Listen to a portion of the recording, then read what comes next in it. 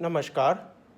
आज हम UV visible spectroscopy में इफ़ेक्ट ऑफ सॉल्वेंट को डिस्कस करेंगे। यूवी विजिबल स्पेक्ट्रोस्कोपी में solvent hexane, cyclohexane, CH3OH, C2H5OH, 1,4-डाइऑक्सेन जैसे सॉल्वेंट को यूज़ में लेते हैं, क्योंकि ये सॉल्वेंट जिस रेंज में हम स्पेक्ट्रम लेते हैं उस रेंज में ये एब्जॉर्बेंस शो नहीं करते। एक ऑर्गेनिक कंपाउंड का नॉन पोलर सॉल्वेंट में स्पेक्ट्रम लें और उसके लैम्डा मैक्स और एप्सिलम मैक्स की वैल्यू चेक करें। फिर इसके बाद इसी कंपाउंड का एक पोलर सॉल्वेंट में स्पेक्ट्रम लें तो लैम्डा मैक्स और एप्सिलम मैक्स की वैल्यू चेंज हो जाती है। इसे हम यूवी और विजिबल स्पेक्ट्रम पर इफ़ेक्ट ऑफ सॉल्वेंट कहते हैं।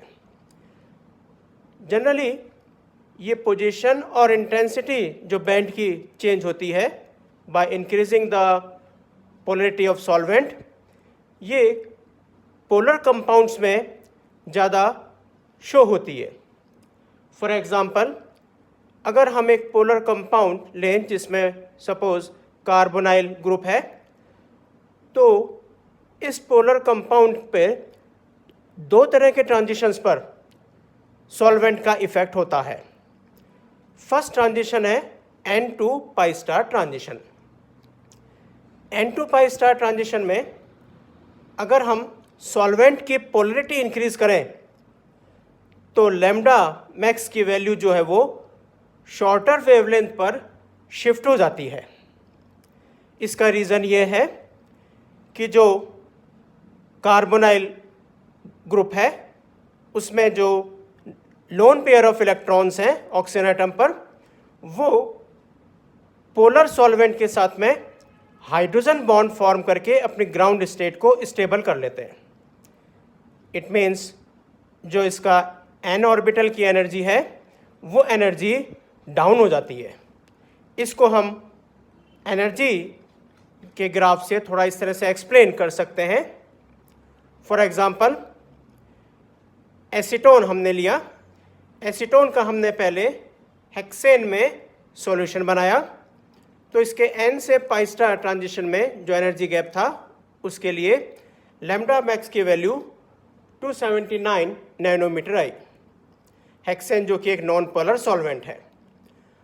अगर हम इसी एसीटोन का H2O में सॉल्यूशन बनाएं, H2O जो कि एक पोलर सॉल्वेंट है, H2O के साथ एसीटोन जो है वो हाइड्रोजन बॉन्ड बना लेता है, तो इसका जो n ऑर्बिटल है उस n ऑर्बिटल की एनर्जी जो है वो काफ़ी डाउन हो जाती है। पाई स्टार की एनर्जी भी डाउन होती है, पर कंपैरेटिवली n ऑर्बिटल की एनर्जी बहुत डाउन हो जाती है। तो ये जो N2 pi star energy gap है वो एनर्जी गैप एक नॉन पोलर सॉल्वेंट की कंपैरिजन में ये एनर्जी गैप इंक्रीज होता है। एनर्जी गैप इंक्रीज हो गया तो लैम्डा की वैल्यू जो है वो डिक्रीज हो जाती है। तो यहाँ पे जो लैम्डा की वैल्यू है वो 264 नैनोमीटर शो होती है। तो सॉल्वेंट की पोलरिटी चेंज करने से लैम्डा की वैल्यू जो है वो चेंज आती है। इसी तरह से दूसरा ट्रांजिशन जिस पर सॉल्वेंट का इफेक्ट होता है वो है pi to pi star transition. Pi to pi star transition में अगर हम सॉल्वेंट की पोलरिटी इंक्रीज करें तो लैम्डा मैक्सिमम की जो वैल्यू है वो लॉन्गर वेवलेंथ की तरफ शिफ्ट हो जाती है। क्योंकि इसका रीज़न हम ये थोड़ा बता सकते हैं, पोलर सॉल्वेंट में एक्साइटेड स्टेट में पोलरिटी डेवलप हो जाती है, जिससे डाइपोल डाइपोल अट्रैक्शन से पाई स्टार की जो एनर्जी लेवल है वो बहुत कम हो जाती है। इसको हम एनर्जी लेवल डायग्राम से इस तरह से शो करें। सपोज एसेटामाइड हमने लिया।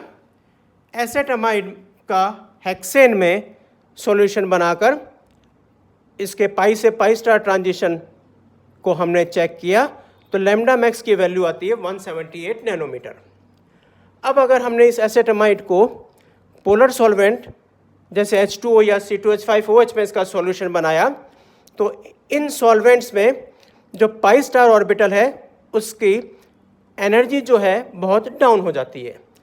पाई ऑर्बिटल की भी डाउन होती है, लेकिन पाई स्टार का एनर्जी लेवल की एनर्जी बहुत ज़्यादा डाउन हो जाती है कंपैरेटिवली।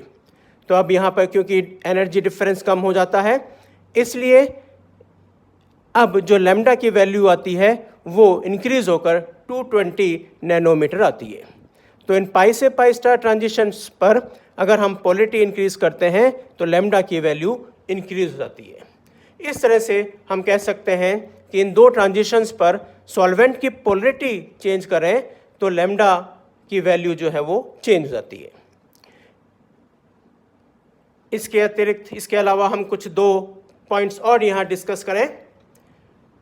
कुछ केसेस में एक रिएजेंट को ऐड करने से जो प्रोडक्ट बनता है वो प्रोडक्ट रिएक्टेंट से लेस स्टेबल होता है। तो यहाँ पर जो है वो एक दूसरी शिफ्ट देखी जाती है कि लैम्डा की वैल्यू जो है वो लैम्डा की वैल्यू जो है वो लेस हो जाती है, लैम्डा मैक्स की वैल्यू कम हो जाती है। इसे हम कहते हैं hypsochromic shift. For example aniline हम लें, एनिलीन में दो तरह के बैंड होते हैं।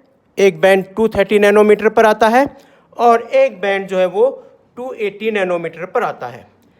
एनिलीन में n इलेक्ट्रॉन्स और पाई इलेक्ट्रॉन्स के बीच कॉन्जुगेशन है, एक एक्सटेंडेड कॉन्जुगेशन होता है। अब अगर हम इसमें एसिड मिला दें तो नाइट्रोजन का जो लोन पेयर है वो प्रोटॉन्स के साथ बॉन्ड फॉर्मेशन कर लेता है, जिससे इसका लोन पेयर ख़त्म हो जाता है। तो अब जो लोन पेयर और पाई इलेक्ट्रॉन्स के बीच हम कह सकते हैं जो कॉन्जुगेशन था वो उसकी लेंथ जो है कॉन्जुगेशन की डिक्रीज़ हो गई। जैसे लेंथ कॉन्जुगेशन की डिक्रीज़ हो गई तो लैम्डा की वैल्यू जो है वो डिक्रीज हो जाती है, यानी अब जो ट्रांजिशन है, ट्रांजिशन के लिए एनर्जी ज़्यादा चाहिए। तो यहाँ एनिलीन में जो पहले बैंड 230 नैनोमीटर पर आ रहा था वो अब इस एनिलीनियम आयन में 203 नैनोमीटर पर आता है। इसी तरह से सेकंड बैंड जो 280 नैनोमीटर पर आ रहा था वो बैंड एनिलीनियम आयन में 254 नैनोमीटर पर आता है। और साथ ही अगर हम एप्सिलम मैक्सिमम की वैल्यू देखें तो एप्सिलम मैक्सिमम की वैल्यू जो है वो भी डिक्रीज हो जाती है। तो अगर एप्सिलम मैक्सिमम की वैल्यू डिक्रीज होती है तो इस इफेक्ट को हम कहते हैं हाइपोक्रोमिक शिफ्ट। और जो ये लैम्डा की वैल्यू डिक्रीज हो रही है इसको हम कहते हैं हिप्सोक्रोमिक शिफ्ट। तो यहाँ पे इस प्रोडक्ट में क्योंकि कॉन्जुगेशन डिक्रीज हो गया तो अब जो ये बैंड आते हैं वो बैंड जस्ट लाइक बेंजीन आते हैं, क्योंकि इसमें लोन पेयर और पाई इलेक्ट्रॉन्स के बीच का कॉन्जुगेशन ख़त्म हो जाता है। तो ये वो केस है जहाँ पर प्रोडक्ट जो है वो उसमें कॉन्जुगेशन डिक्रीज हो जाए तो हिप्सोक्रोमिक और हाइपोक्रोमिक शिफ्ट जो है वो ऑब्जर्व होती है। इसी तरह से हम एक और रिएक्शन लेंगे। अगर हम रिएजेंट को ऐड करें और उससे प्रोडक्ट जो है वो स्टेबल हो जाए इन कंपैरिजन टू रिएक्टेंट, तो फॉर एग्जांपल फिनॉल में अगर हम NaOH ऐड करें तो फिनॉक्साइड आयन बनता है। Phenoxide ion is more stable then phenol. और यहाँ पर क्या है, जो number of n electrons increase हो गए तो हम ये कह सकते हैं कि greater number of n electrons conjugation में आ गए तो ये जो है वो मोर स्टेबल हो गया। तो यहाँ पर अगर हम एक्वस सॉल्यूशन बनाते हैं फिनॉल का तो जो ट्रांजिशन होते हैं वो उसमें एक बैंड 210 नैनोमीटर पर आता है और एक बैंड आता है 270 नैनोमीटर पर। जब NaOH में इसका सॉल्यूशन बनाया तो वही बैंड जो है अब एक आता है 235 नैनोमीटर पर और एक शिफ्ट हो जाता है 287 नैनोमीटर पर। तो यहाँ पर जो है हम यूँ कह सकते हैं रिएजेंट के ऐड करने से लैम्डा की वैल्यू जो है वो इंक्रीज हो गई। लैम्डा की वैल्यू इंक्रीज हो गई क्योंकि number of n electrons increase हो गए कॉन्जुगेशन में, स्टेबिलिटी आ गई, तो लेस एनर्जी चाहिए ट्रांजिशंस को। और साथ के साथ अगर हम देखें तो एप्सिलम मैक्सिमम की वैल्यू जो है वो भी इंक्रीज हो जाती है। तो इस तरह से रिएजेंट को ऐड करने से भी लैम्डा और एप्सिलम की वैल्यूज़ इंक्रीज या डिक्रीज हो सकती है।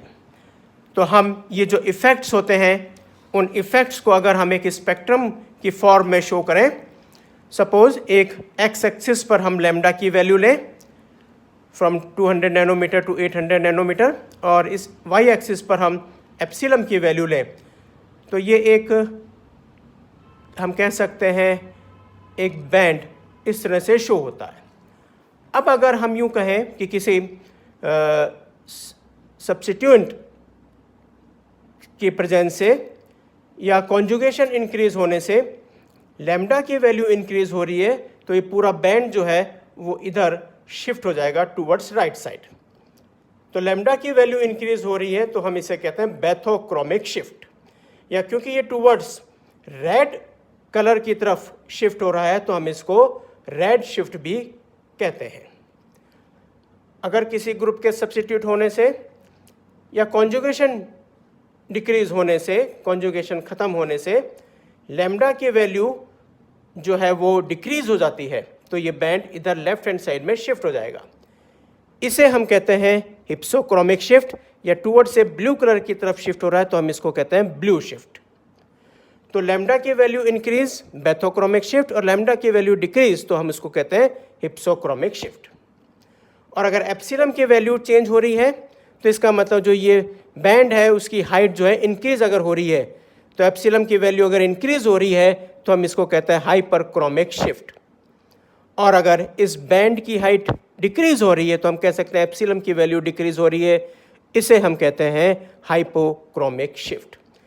तो एक तरह से हम कह सकते हैं कि ये these are 4 types of effects: bathochromic, hypsochromic, hyperchromic and hypochromic shift. Thank you.